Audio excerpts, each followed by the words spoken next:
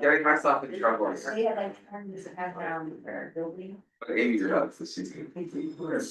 She realized we're not. Okay, your name. I was going to play it through, but. I would have played it through too, but wouldn't have mattered. Right, sure. You don't like it. I have a little too much fun. Then we're gonna get started in about a minute. Oh, I was there. Here, I'll take. We missed it. Yeah, we had her for, we had her for, lunch and I really know that, so. Well, that's just a holiday. Well, you thought, really? That's awesome.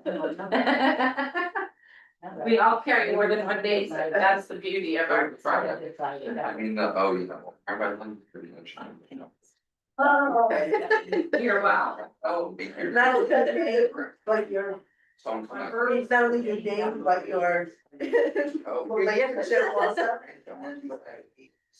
My escort. Oh, that's. I believe it. Wish I could. Okay, my friends. I didn't either, I didn't talk. You good? And it's so easy, I. Okay. I had a meeting at the. All right, everybody, welcome. I'm so glad Boker Tov, early Shabbat Shalom. Oh, So thrilled to have you all here and really so thrilled to welcome our Wisdom and Wonder Scholar for the weekend, Rabbi Rachel Mikva, who led us last night in a beautiful, deep, insightful talk about what it means to be human. She'll be with us this morning to teach Parsha perspectives, and then tonight, I hope you'll all join us for Shabbat services at 7:30, where she'll be talking about dangerous religious ideas. And then tomorrow morning, 9:30, Torah study, which is gonna be awesome. You are going to be able to lend your voice and study with her as she is helping to write and edit and construct the new Torah commentary. We are going to be able to and lend your voices to the section of Torah and Parsha Noach that she is helping to work on. So without further ado, I will read the next one. Morning. Good morning. Thank you all for being here. I understand we will begin with a bracha for the privilege and pleasure and mitzvah of engagement in the words of Torah together. Baruch atah Adonai Eloheinu melech haolam asher kiddushanu b'mitzvotav v'tzivanu la'asot b'divrei Torah. So, this week's Torah portion is Mishpatim. Any Hebrew scholars here? Mishpatim means laws or ordinances. The singular mishpat also means justice. Has anyone here ever heard the polemical charge that Judaism is legalistic? Yeah. So this parsha might actually give you that impression. It has 53 mitzvot in it, 23 positive commandments and 30 prohibitions. But justice in Judaism has never just been about law, right? So one of the most common pairs of words are tzedakah and mishpat, or tzedek and mishpat. So the principle of justice requires equity, including tzedakah, what we think of as distributive justice, right? It's not charity, it's creating justice by providing people what they need. Righteousness and justice, they're an integral whole. There's a psalm verse that talks about tzedek and mishpat being the base of God's throne. And it's not just God. Kings are, well, a good king is described as aspiring toward tzedek and mishpat. David is described in those terms at one point. Solomon, Queen of Sheba actually talks about Solomon that way. And Jeremiah sets it up as, this is the measure of kings, and they rule with tzedek and mishpat. Also comes up with Abraham. God confides in Abraham because God knows that Abraham will establish tzedakah and mishpat for his household and generations to come. So they remain our grounding drives, right? Our values. So I'm gonna give a quick summary of what you'd find if we had time to do the whole Parsha, and then we're gonna focus on 3 small sections. So we're in the middle of Exodus, following the revelation at Sinai, which I hope you were all here for. And then God tells Moses to set before the people of Israel a series of laws, and it begins with criminal and civil statutes. It includes laws of the indentured servant, penalties for murder and assault and manslaughter and kidnapping and theft, that kind of stuff. Civil laws related to neglect and damages, responsibilities toward your neighbor, and rules for courts of law. Twice it includes instructions not to wrong a stranger or a foreigner, right? Because we were strangers in the land of Egypt. We're going to talk about that one. That's going to be one of the 3. Other favorites that we would like in this long list of mitzvot: not to ill-treat widows or orphans, because God's going to hear their cries. Not to take interest when loaning to the poor, and not to spread rumors or pervert justice or take bribes. So all good things, right? So then the Parsha continues with more ritually oriented instructions. We find Shabbat and the pilgrimage festivals, agricultural gifts that you're supposed to bring to the temple in Jerusalem, and prohibition against spoiling a kid in its mother's milk, a baby goat in its mother's milk. And God announces that an angel will guard and guide them to the Holy Land, the place that God has made ready for them, and warns against assuming the pagan ways of the current residents. This is all kind of sealed with a ritual of ratification of the covenant toward the end of the Parsha. Involves altars and sacrifices, along with this verbal affirmation, Na'aseh v'nishma, we will do it and we will hear. We're going to talk about that verse too. And then at the end of the Parsha, Moses, Nadav, Abihu, along with and Aaron, and 70 of the elders, they ascend and they see the God of Israel, right? The God that nobody can see. They see the God of Israel with this stunning but confusing imagery of a pavement of sapphire beneath God's feet. And then Moses is instructed to go up further to receive more instruction, Torah and mitzvot. And he leaves Aaron, I just combined for Hur and Aaron, Aaron and Hur in charge of the camp, and he goes up and he's there 40 days and 40 nights. So if you're an Exodus specialist, you know what's going to happen a few chapters later with the golden calf, because he's been gone so long. But right now, it doesn't happen yet. The Israelites can see up at the top of the mountain the kavod Adonai, this glory of the Lord, as a kind of a consuming fire on the top of the mountain. And that's where the Parsha ends. So before we get to the 2 passages that I said we're going to talk about, I want to talk about one. You can bring up the Sepharia to Exodus 21-22. We'll read a few verses there.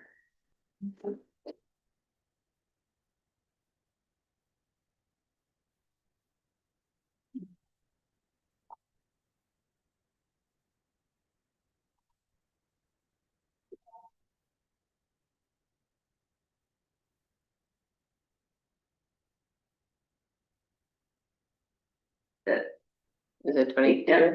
or 23? Starting at 22. Yeah. Can anybody see it well enough to read it? I can read from the book. That's, That would do. Why don't you do that, Marcia? When 2 or more parties fight, and one of them pushes a pregnant woman, and a miscarriage results, but no other damages ensue, the one responsible shall be fined according as the woman's husband may exact, the payment to be based on reckoning. But if other damages ensues, the penalty shall be life for life, eye for eye, tooth for tooth, hand for hand, foot for foot, burn for burn, wound for wound, bruise for bruise. Okay, great. Thank you. So I spoke about this passage last night, and some of you were there. It's possible some of this will be repetition, but it's Repro Shabbat, so it seems to me that it's worth doing again. This is the only reference in Torah to the end of a pregnancy. It's not about, although it has influenced abortion law, it's obviously not abortion. It's a miscarriage, right? So, but if you use this teaching to try to distill an intuition about what the religion might say about abortion, where would you end up? You're gonna try to apply it to abortion. What might it suggest to you? Oh, Spencer, Fetus is not a life, because we're not talking about murder. all right, it doesn't treat it like a murder, it's resolved with the fun. Scott, were you gonna say something? I was gonna say property. Same thing. So, what is your understanding of Jewish attitudes about abortion? You talk class, somebody else.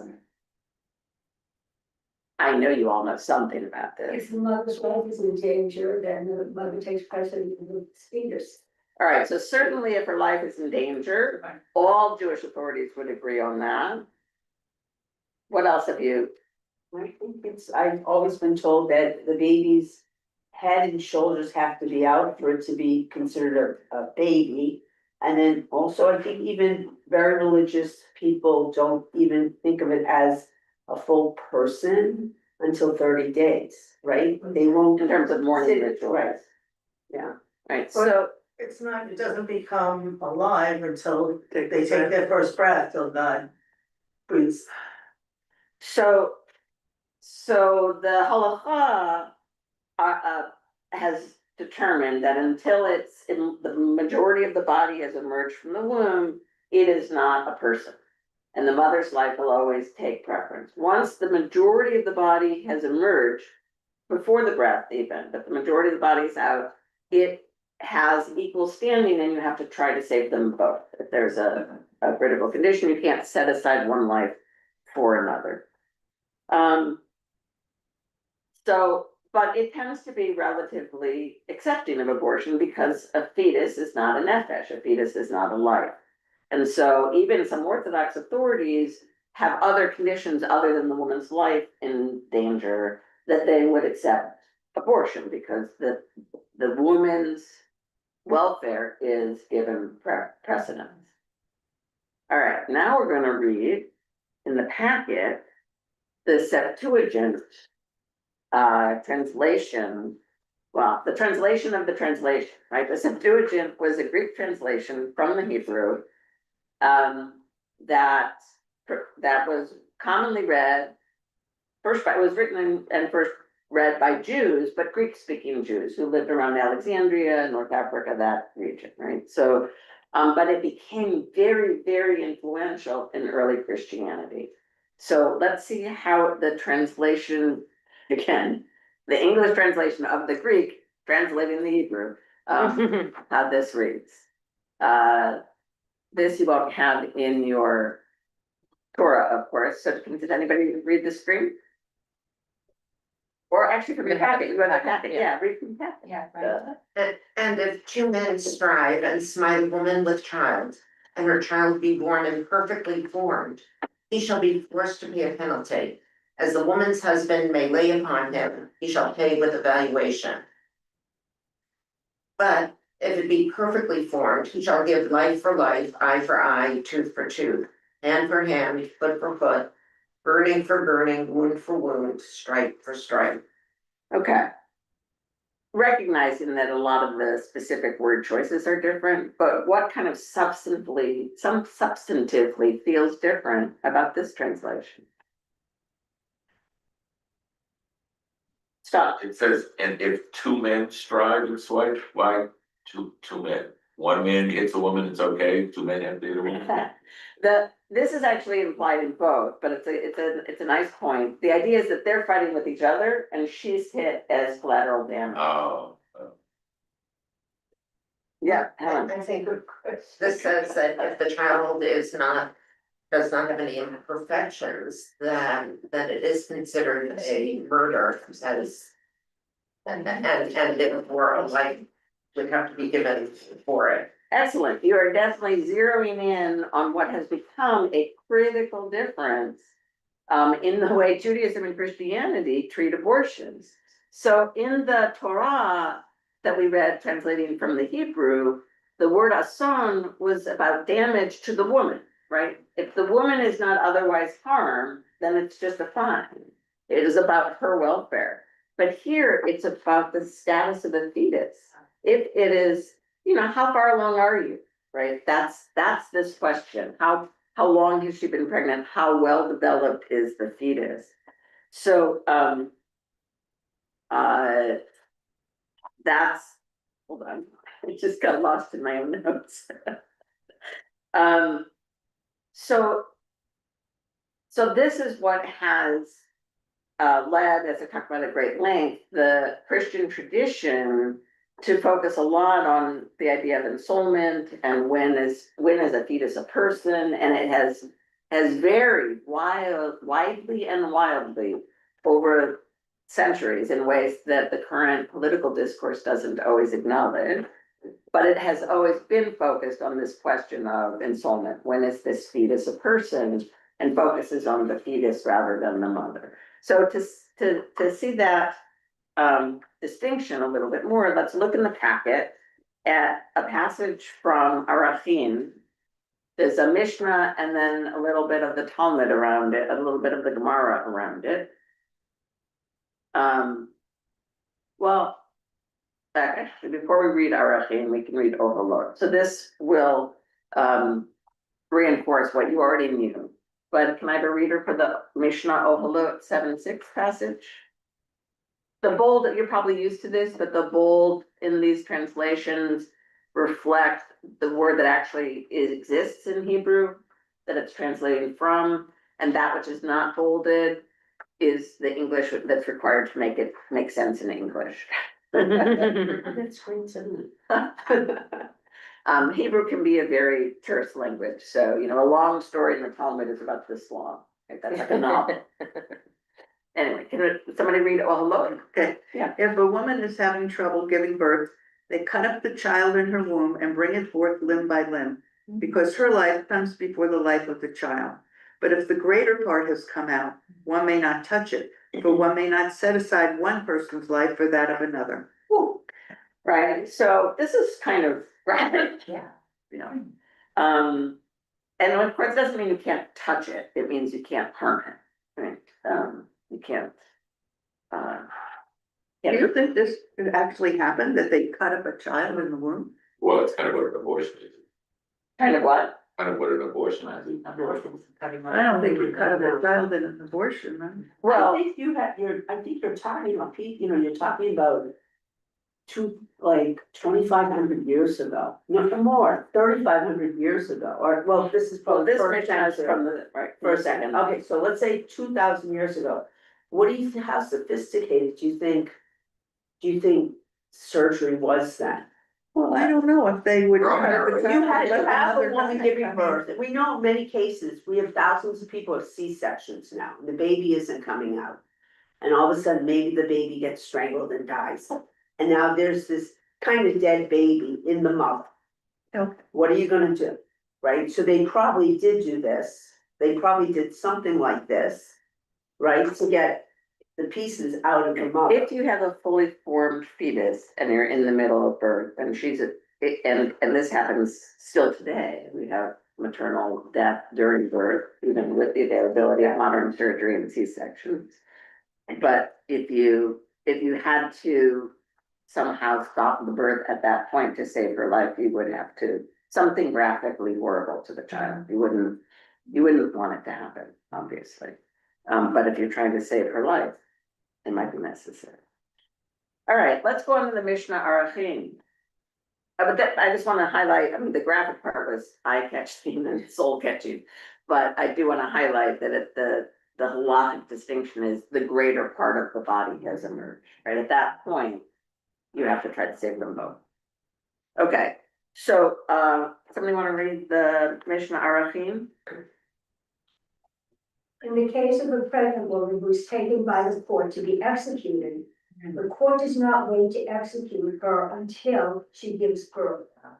Rather, she was killed immediately. But with regard to a woman taken to be executed who sat on the travailing chair in the throes of labor, the court waits to execute her until she gives birth. All right, so this is pretty good English. Somebody want to translate that into plain English? What's it teaching, Spencer? If a woman's pregnant and commits a capital offense and is convicted and planned to be put to death, you don't put her to death while she's still pregnant. You wait till see if the kid's born and then. No, the opposite. It's the opposite. The opposite. If she's giving birth, then you have to let her give birth. Right. I would assume it's probably pretty hard to throw someone off being stoned if they're like screaming. Dory. Thank you, Dory. Thank you for the. Thank you for the interpretive, dramatic yelling. Okay, I won't unsee that, Dory, thank you.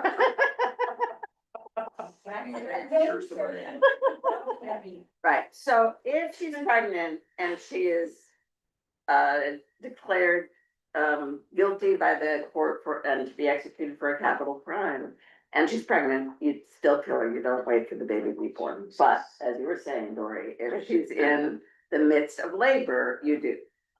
All right, so that the Mishnah, of course, just says stuff. Right, and then the Gemara frequently comes along and says, wait a minute, let's unpack that a little bit. Let's either try to ground it in Torah or figure out what about this case, what about that case, what do they really mean? Right, so we're only gonna touch a little bit of the Gemara, but if somebody would read what we have here. Starting with, isn't it obvious? Go ahead, Dory. Isn't it obvious that the court executes the pregnant woman rather than waiting? After all, it is part of her body. Rav Yehuda says that Shmuel says, in the case of a pregnant woman who is taken by the court to be executed, one strikes her opposite the womb, i.e. on the abdomen, so that the fetus dies first, so that she not suffer disgrace as a result of publicly bleeding from labor. Was it her? I love that there are enough women in this group, it's like they're all picturing this. Oh my goodness. This is gonna bring her shame, she doesn't suffer disgrace from bleeding. She's gonna be killed and doing something real bad, and that's the shame, that's disgrace. I don't know. To be fair, they never executed anyone, like at some points they did, but people were rarely executed because of the two witness and the warming thing, so I don't think this was ever put in practice. Right, these are largely hypothetical cases, and by the time the Gemara comes along, they don't have the state power to execute anyway any longer, so. So these are just hypothetical reasonings about how to affect the best outcomes in cases of justice, right? So what else do you notice about this Gemara though? So I notice it's obviously written by men. Yes, sir, sure is. And it's also protecting the men, I have no voice thing, sorry. It's protecting the male from seeing a woman's natural process of. All right, so maybe the shame is actually the people watching, Right. woman Not- being executed, bleeding from, right? This is dreadful. Do we have any, written incidents that some of this may have happened? I mean, this is just rumors, but are there anything within our literature that shows that this is actually what happened? No, no.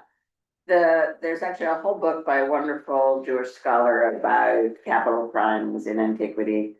And almost all of the laws are hypothetical, and certainly by the time that this text is written, they're all hypothetical, all the cases. So they're only trying to think about what would be the best way to approach this sort of thing. And it's not completely a realm of imagination, because I think somewhere in their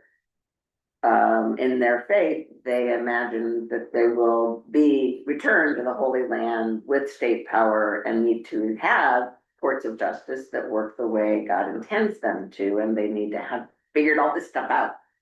Right, so. You were pretty right about that.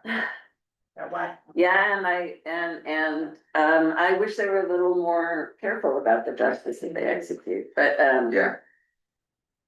I don't think they were planning on waiting another millennium, 1,500 years.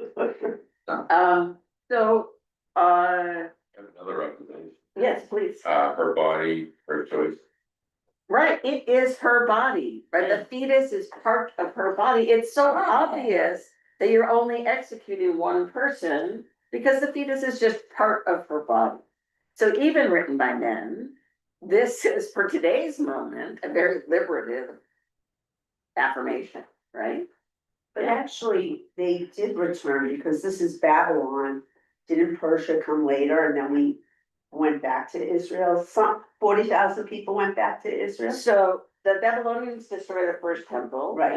And Persia, Right. Rick comes in, takes over and allows them to go back and all. The Right, significant number do, so but that wait. wasn't a No. millennia. No, but then in the year 70, the Romans kicked them out. Right. This is, the Gemara is written in the fourth, fifth and sixth Oh, century. when I saw Babylonian Talmud, I'm like, but that's Babylon, so. Right, but it is the Babylon of later. Oh, okay, It's not, thank you. not the Thank Persia of. you. Okay.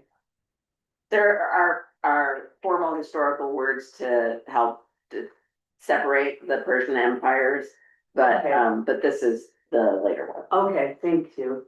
Yeah, so the Mishnah is like redacted in the 3rd century, the Babylonian Talmud probably at the end of the 6th. And it's several centuries of sort of edited teachings and conversations with the Mishnah as the curriculum of these disciple circles that eventually became academies. And so it becomes redacted at the end of the 6th century. So, so yeah, it is all hypothetical.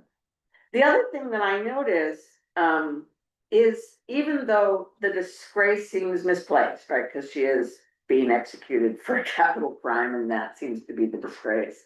And it might be the disgrace of having to watch it that they're thinking about really. That they do recognize that it's not only physical threat, but also emotional welfare, right? They name it as they don't want her to suffer disgrace. And it's an acknowledgement that the woman's emotional welfare is a factor in whether or not you abort. Which again, in today's climate is a very liberative, can be a very liberative statement. And then I left out a word there, the Rashi on the Babylonian Talmud, that should say Sanhedrin in 72b. But that's where he wrote that a fetus is not a nefesh, and that's kind of the shorthand that that Jewish halacha usually accepted. I read my Maimonides, I'm a big Maimonides guy. Sure. This is about a nursing woman, but there's a piece at the end that's become important for some of the responses that have been written on abortion. So Rashi says a fetus is not a nefesh, and then Maimonides goes about and says, if despite the fact that she was allotted the foods appropriate for her, she desires to eat more, or desires to eat other foods, because of the craving in her stomach, she is entitled to eat everything she desires from her own funds. The husband cannot prevent her, saying, perhaps she will overeat or eat harmful foods and the child will die. The rationale is the physical pain the woman feels takes priority. Yeah, that's Yeah, part but of he's a doctor too. Right, that is again, it's a nursing woman, but some of the response around abortion have taken this principle of the pain of the woman takes priority. The pain of her pain prevails is the way it usually gets translated. And empathy should be on the next page. So, although there's lots more to say, I do want to get to the other 2 passages. Let's go back to Safaria for a sec. Dear Lord. Did you know last thing? Yes, I did. We have to read everybody. I do want to close the abortion conversation by saying that even though historical Jewish attitudes towards abortion made room for various contingencies, and I think are, speak to an important dimension of the woman's experience, rabbinic discourse did maintain a very pro-natalist ethic, right? They take be fruitful and multiply very seriously as a positive mitzvah. So the assumption still is that having children is a good thing, and if you can do it, et cetera, et cetera. So I just wanted to mention that. All right, so moving on, we're gonna hop to Exodus 23:9, which is one of the two places in this parsha that this verse or idea, that's 22. Or we're still 23.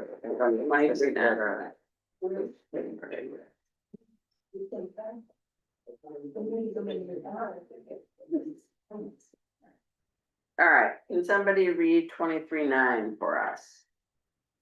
I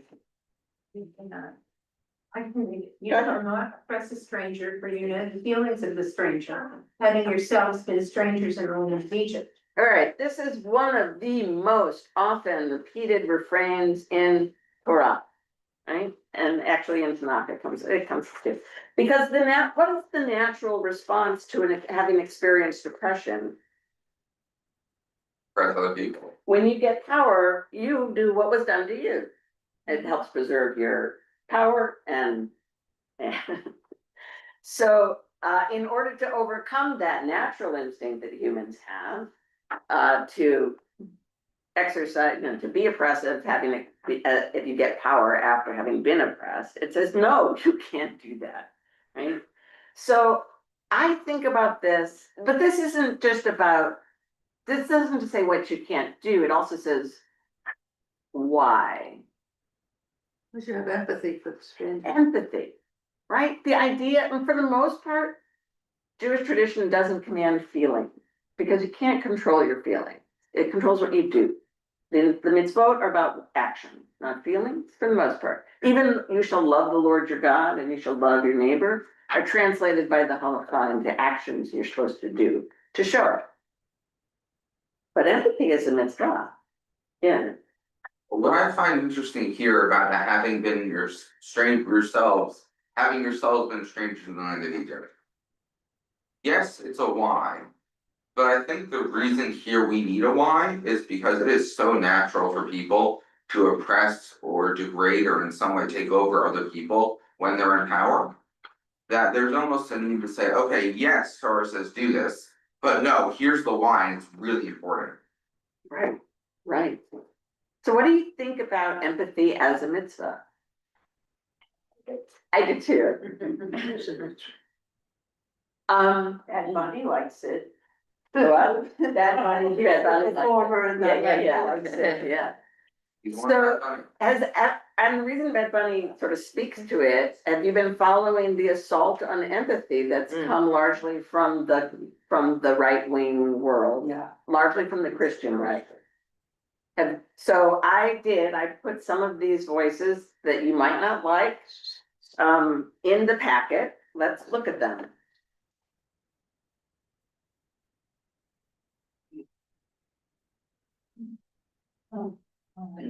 Yeah, go ahead, Marcia. No. No, speak. I read it first, I didn't expect it during the agency, Elon Musk's. Well, these are voices that are part of that assault, right? And I'm not endorsing them, but I want you to. And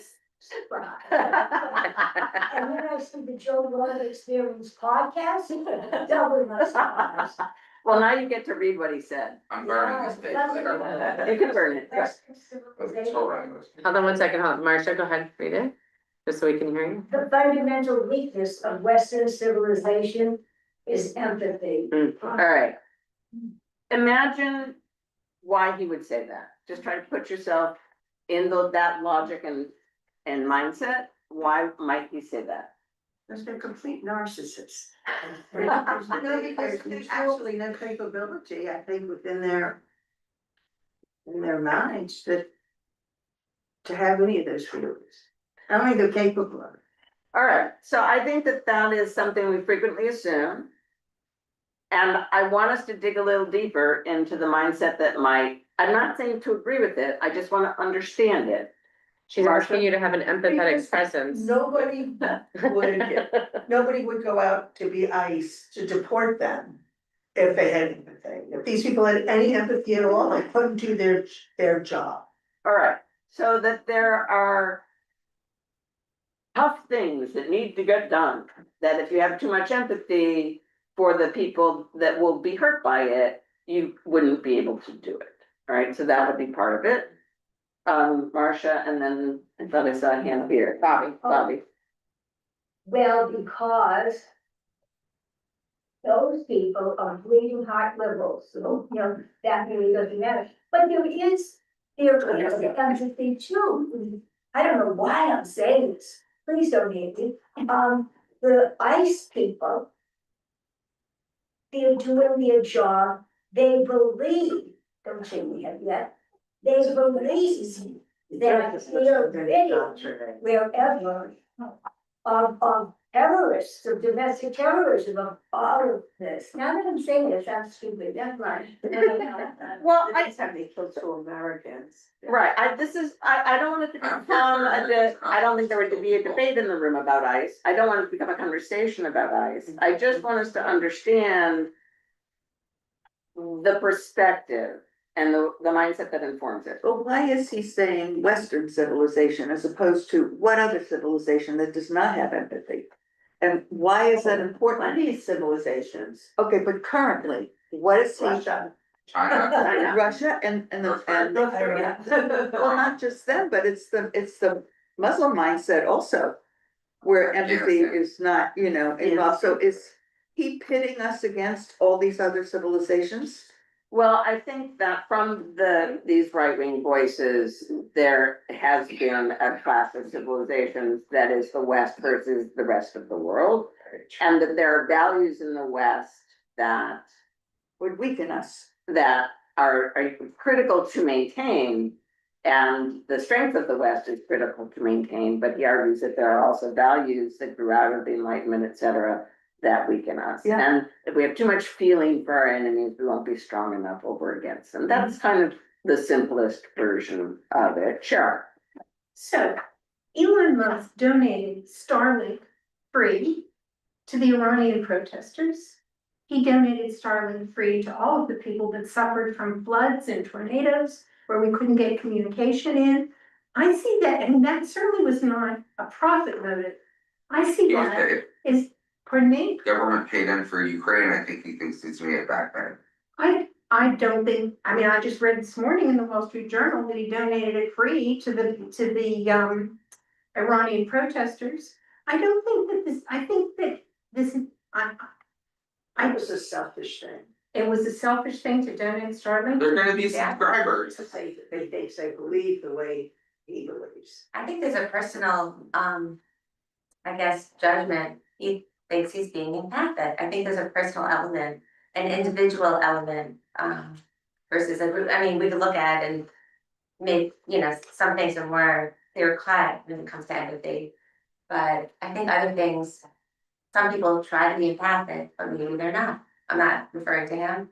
Right. I think that he would see the Starlink thing as a strategic choice to advance. If you want Western civilization to be the strongman, particularly led by the United States, then you want to weaken other regimes. So protesters against Iran. To promote SpaceX, like there's a lot of things, he's a lot. I don't want to try to do a psychological diagnosis of Elon Musk there. It was a very simple statement to start this whole conversation. But the person who actually started this conversation and is one of the more deliberate, I would even say thoughtful, although I would still see it as gravely problematic, is a woman named Allie Beth Stuckey, who wrote a book called Toxic Empathy. And she talks about it everywhere, including an interview she did with Ross Douthat in the New York Times. So let's cut down to that one so we don't run out of time and read hers. Can somebody read Allie Beth Stuckey? Empathy by itself, I believe, is neither good nor bad. It can lead you to acts of love and kindness, but putting yourself in someone else's shoes, feeling what they feel, can also lead you to do three things that I say makes empathy toxic. 1, validates lies. 2, affirms sin. And 3, support destructive policies. Those are the 3 characteristics that I think can make empathy toxic. It is allowing feeling how they feel to lead you to justify what they're doing, which happens in abortion and the gender debate and the sexuality debate and the justice debate and the immigration debate. Because we feel so deeply for this one purported victim, we say, well, maybe deportation is wrong, or maybe I should affirm this person's stated gender even though it mismatches their biology. Or maybe I should affirm the right to have an abortion because I feel so deeply for this person's plight. That is when your empathy has led you in a bad direction and has turned toxic. Very interesting. What do you think, Spencer? Rabbi Laila, I need to ask permission for this one. Can I push the boundaries a little bit here? I'm not sure what are you trying to ask? If you have to qualify, probably then you should probably think about it. If you I wanna say what the. Yeah, probably not, but. It's not a curse word. Okay, This is a devout Christian woman, like, so it's really coming from like the most Catholic perspective also. Small thing, Catholic. Okay. As for the men in this debate, I go by small phallus theory in this one. Oh, okay. Sorry. I'm going to say this person is not only, this is not even about 1 or 2 things. She is pushing her judgment on everyone else. And I feel very violated by that. And I'm going to say that I feel that there are times where our country has been empathetic, and I'm going to use places like Africa, where if you set up a clinic, and we were talking about childbirth, if you set up a clinic that enables a woman to have a better outcome with childbirth, that may have come from an empathetic source somewhere, and we fund that. What we're funding is pennies on the dollar in goodwill. And then when you turn around and destroy that, which has happened in our government this past year, it's intolerable. So for someone who's going to say, I don't agree with abortion, and then she turns around and doesn't fund people who want to have children in Africa with some assistance, medical assistance, to me, that's very, she's very two-faced. Well, I'm not going to hold Alabeth Stuckey responsible for the. Right, I'm not. And I've never had a conversation with her about it, and Ross doubt that didn't go there. Right. Did But she I'm just- support a candidate who did that? I bet she did. Yes, Right. I think so. And then I'm gonna say this also, that one of the things I said to one of my friends who is very, she's very I'm gonna say pro-life, I'm pro-life too, but I mean, pro-life, I believe in people living, right? Right. Also probably pro-abortion, but she's, let's say, pro-life. I said to her, the minute you take away something like abortion, you're taking tools away from doctors. When something is going wrong with a fetus, and I'm not even talking about someone wants an abortion because for whatever personal reasons, you're taking away tools that doctors use that all of a sudden will endanger someone's life. And we saw that in Texas, like within a week of their ruling. And it's just passionately, all the things she says, I just, if we want to say we want secure borders, that people can't just run over, I agree with that.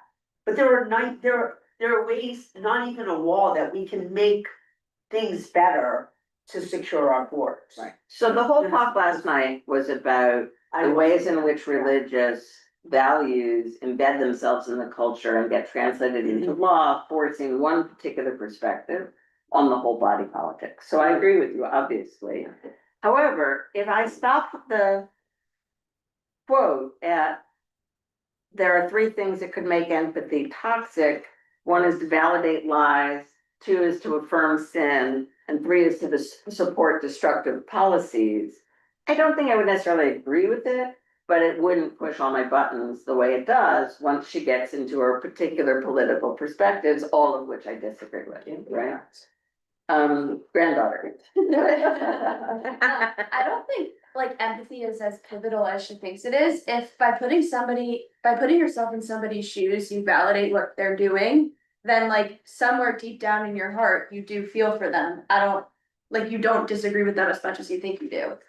Right, and you can also have empathy for someone and still disagree or even do something counter to their best. I mean, I do support some policies that I'm sure harm people, right? I support environmental policies that might leave someone more difficult to get a job, right? So this is one of the pushbacks about environmental policies, right? So but I would have empathy for the impact that that policy has on that person, and we could talk about it, right? So I agree with you. Empathy is not like once you've triggered it, you're going to do all kinds Once you of. feel for somebody, any grief you've ever had, yourself is gone. Right. I think sometimes we're, mixing up empathy with someone who's been it's a brainwashing to, you agree with something. It can be toxic. It's not empathy. It's a lack of. Interesting. Yeah, just as an aside, when my husband was a resident, he worked in a Catholic hospital. And whenever there was an issue of saving the mother or saving the baby, they called the Jew. Because they knew what was right, but they couldn't do it because it would violate their Catholic policy. So they would call my husband to help the mother, to save the mother. I think that's a great story. I wish every hospital would operate that way. I like what you're saying about that you can have empathy, but still disagree with it. And I think what I have a problem with what she says here is that it's so absolutist. If you have empathy, then you might be accepting that their gender disagrees with their biology. Well, so what? I mean. Right. Right, because she thinks all of these things are horrible, and I don't. And that's the problem, yeah. Right, so I will continue to advance empathy as both a spiritual obligation and a political necessity. We cannot have a society if we cannot put ourselves in other people's shoes. We cannot live together across difference if we can't do that. So I can't disagree with these people more. I will also disagree with those who, somebody did allude to this, right? There's a lot of accusing political progressives of trying to manipulate people with empathy, right? We try to encourage people to become more sympathetic to reproductive freedom by showing how difficult it is that birth has been forced upon this family or this person. And so they paint genuine compassion as a political ploy, right? And so I continue to fight against that. But Stuckley does remind me that people on the other side of these issues, which I care deeply about and work on regularly, they can also be acting out of principle, right? A different reading of text, surely, right? A different prioritization of values. But I need to not misrecognize them, not assume that they have no compassion, that they have no ethical core, that they're incapable of these things, but they have values that are driving their decision, and figure out how to create a body politic with those people, right? Where one perspective doesn't control the entire system of law, but makes room for diversity. And I think, we increasingly get stuck in the big sort, like geographically and politically, we've sorted ourselves so we don't engage difference very much, which is why I put these noxious voices in the packet for today, because I wanted us to engage them. And that includes one we didn't read, but I just want to allude to. One of the problems with this assault on empathy is it gets turned against women as being the empathetic sex. Right, yes. And so we are more prone to these terrible, weaknesses and decisions, right? So I also will fight against that. So So it's definitely Elon Musk would have that opinion. well, and I did bring one that says that Joe Rigney on his Thinking in Public podcast says it explicitly, but we don't have time to go there, because I do want to get to the last one. Okay? It's just on a string. I just wanted to say one thing, I didn't read such negative about this, Beth Stuckey's thing. Mhm. I hear saying more that empathy is a spectrum, and that if you go too far one way or the other, it leads to bad consequences. Right. Either no empathy or too much empathy. Right, and Tal Becker, who would agree with the kinds of values that we've been talking about that are represented in this room, not on the page. Who he helped negotiate the Oslo peace plan and help implement it. So there are two rules of successful political negotiation. One is you have to have empathy. And the other is you can't have too much empathy. Right, so Right. it's a spectrum. Right, you have to have the balance, so thanks. We are gonna move on, and then happy to schmooze afternoon with about anything that we left on the wayside. If you would, go to Naseb and Nishma, so let's do the 24/7 one.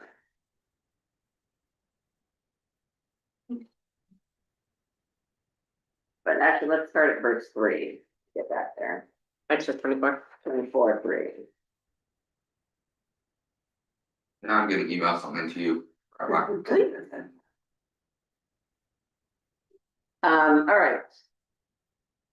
If someone would read verses 3 through 7, and just think about what you notice in this passage. But Moses went and repeated to the people all of God's commands and all the rules. And all the people answered with one voice, saying, all the things God has commanded we will do. Moses then wrote down all of God's command. Early in the morning he set up an altar at the foot of the mountain, with 12 pillars for the 12 tribes of Israel. He designated some assistants among the Israelites, and they offered burnt offerings and sacrificed bulls as offerings of well-being to God. Moses took one part of the blood and put it in the basins, and the other part of the blood he dashed against the altar. one more. Then he took the record of the covenant and read it aloud to the people. And they said, all that God has spoken, we will faithfully do. Now, interesting, that's a pretty good translation of that English, of the Hebrew, but it is not the way it was traditionally understood, which was much more literal. The Hebrew is na'aseh v'nishma. We will do it and we will hear it. All right, so what do you notice about the passage?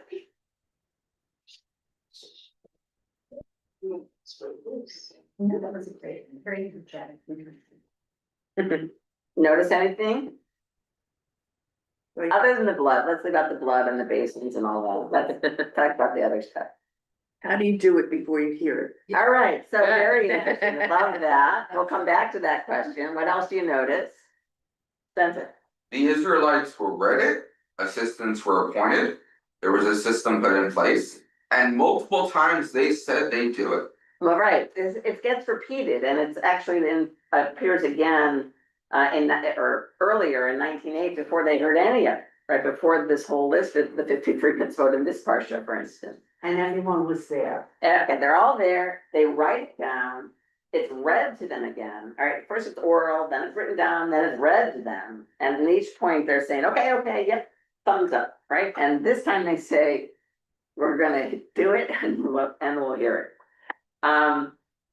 So the other thing that's kind of interesting that was up a little higher from what you can see right now is it does say they answer in one voice, which is the rabbis at one point, the answer in verse 3, they say all people answered with one voice, right? So you know, 2 Jews, 3 opinions, right? So but here they're all saying the same thing. Okay, so let's focus though what the part that was it Robbie who mentioned it? All right, so what does it mean to do it before you hear it? How does that work? Or what does that seem like to you? Blind obedience. All right, it can feel like blind obedience, and when we phrase it that way, it seems bad, right? Right, what else comes to mind?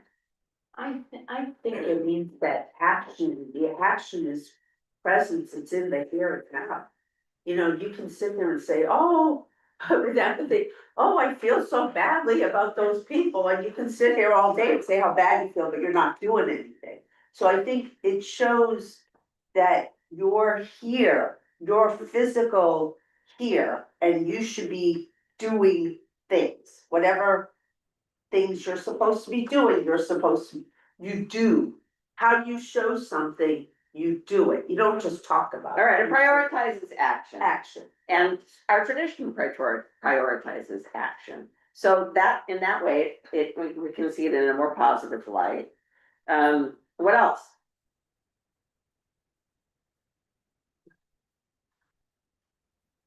Yeah, I think by doing one learns.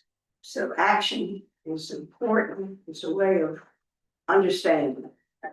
there are so many things that we don't understand until we do them. That's right. Right, that's a beautiful insight, yes. And one more insight. Yeah. I think anyone who's raised teenagers would understand this. Either they will do, or you will do, or they will do, or you'll do, or you'll work parallel. They never quite hear you. So it's like, we're kind of a young nation, so we're doing, but we're not really hearing, because we're like young. So we're a young nation, so I don't know. That's good, I'll come up when I refer to Levinas in a second. Okay. The one voice speaks to me. To me, it says not unanimity, not we're just all kind of okay, for the sake of the crowd. Because Jews have never been that, and I don't even think they were then. I think it more says we are in agreement. The Lord is our God. He is telling us to do these things. We just saw the miracles of being brought out of Egypt. We are very much aware of the covenant we just made. And here we are saying, not only did we make the covenant, not only did we see the miracles, but now we're promising to carry out the covenant. Beautiful. And think about your human relationships. Is there not someone who could say, would you do me a favor? And of course you would say yes before you even know what it is. I did that this morning. Right? So it's the kind of relationship that's built on deep faith, that what God will ask is something I should be doing, I want to be doing, I will try and strive to do. And I think it's a profound message of faithfulness. The rabbis read it as very meritorious. They bring it up frequently as a way to describe the merit. But sometimes they criticize the generation in the wilderness, but when they want to describe the merit of the generation or our own or the later generation, they often will reference this. And so we'll look briefly in the packet at a passage from Shabbat 88a. When the Israelites said, we shall do before we shall hear, 600,000 angels came down and attached 2 crowns to each Israelite, one for the doing, the other for the hearing. When the Israelites said, we shall do before we shall hear, there came forth a bat kol, a voice from heaven. Who revealed to my children this secret that the ministering angels knew?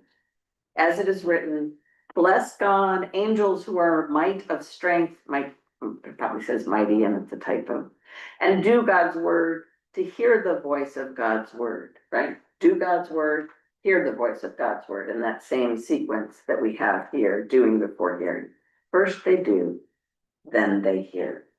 So Levinas, a famous French, actually, not French, forgetting where he moved to, but he, in a book, in a essay called The Temptation of Temptation, he said, they do before hearing, it is a secret of angels and not just the consciousness of children. Right? It's not like, okay, whatever you said, it is this world transforming, life transforming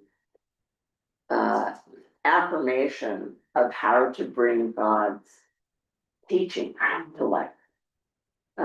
And so that's where we'll end for the day. Not seven Ishma. Thank you so much.